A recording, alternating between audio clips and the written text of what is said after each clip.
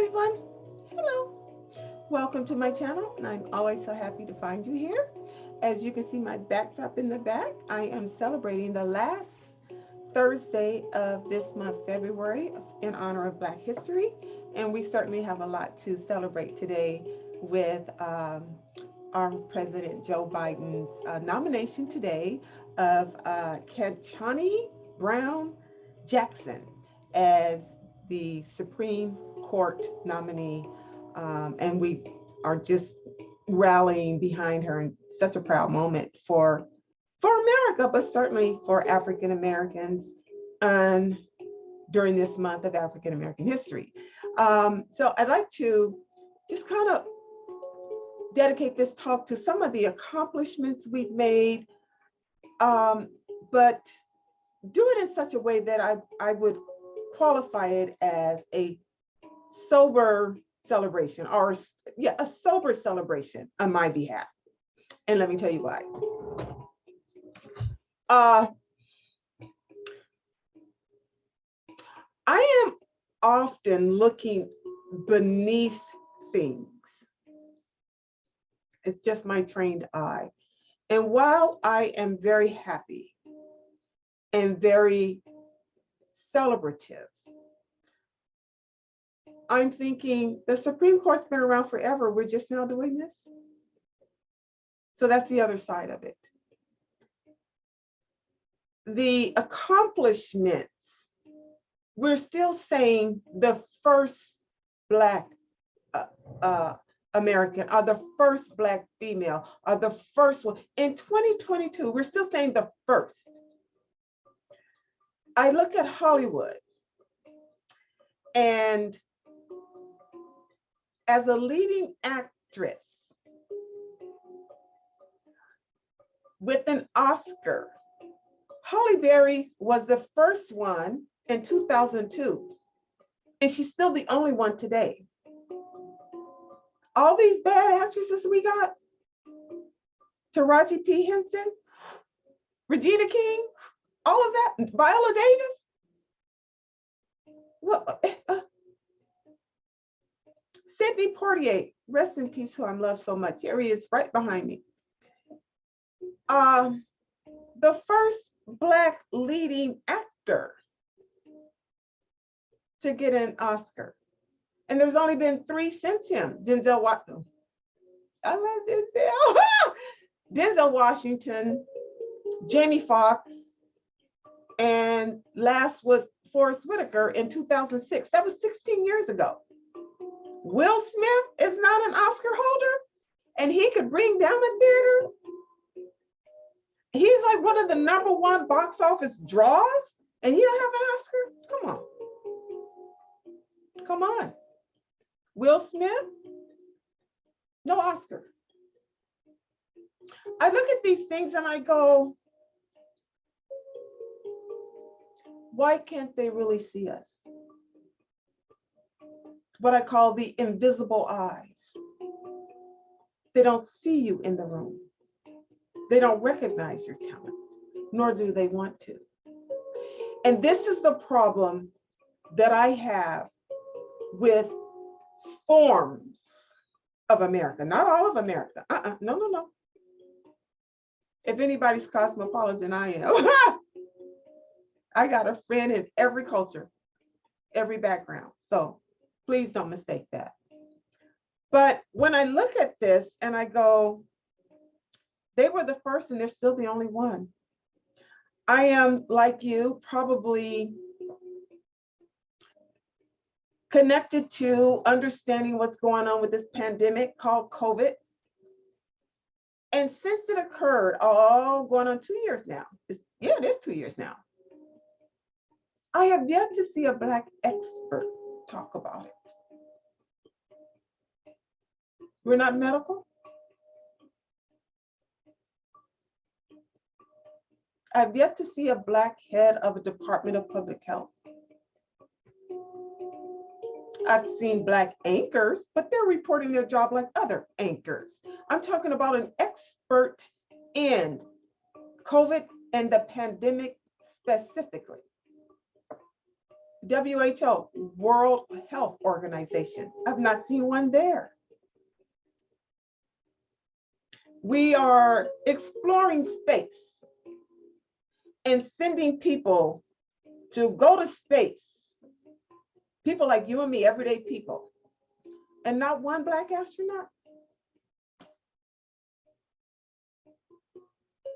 We're not scientific. We're not scientific.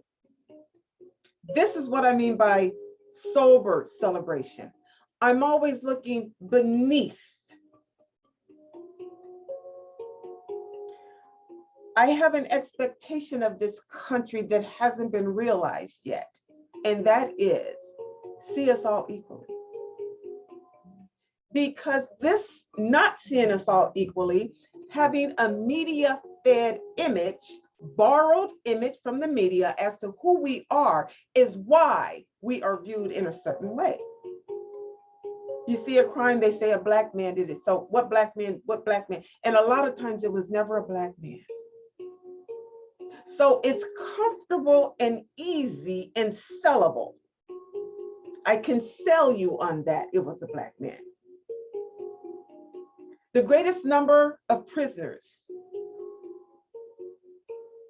across America in prison for long-term sentences are Black. Yet Americans don't make up the greatest number of citizenship. We're towards the bottom. These kinds of things. I'm proud of the progress we've made. But why is it a hiccup like that? It's like that. It's because the image that is given to us is inaccurate, understated, or overstated if it's negative. We're just speaking truth here. We're just speaking truth here. Driving home tonight, my godbrother called. And hi, godbrother. And I said, where are you going, brother? And he said, I want to go get my hair cut, but I don't feel like driving to Los Angeles. And I said, why do you have to drive to LA? And he said, because we are the only ones who knows how to cut our hair. He's right. Even our hair, only we know how to treat it, to comb it, to cut it, to style it, to braid it. But when we go to beauty school, we have to learn how to do yours. Cicely Tyson, rest in peace. The late, great Cicely Tyson was interviewed for Oprah's Masterclass. I could still see myself. I was at home, channel surfing, in bed, channel surfing, and this Cicely Tyson's interview came on. So of course I stopped. Oh, I want to.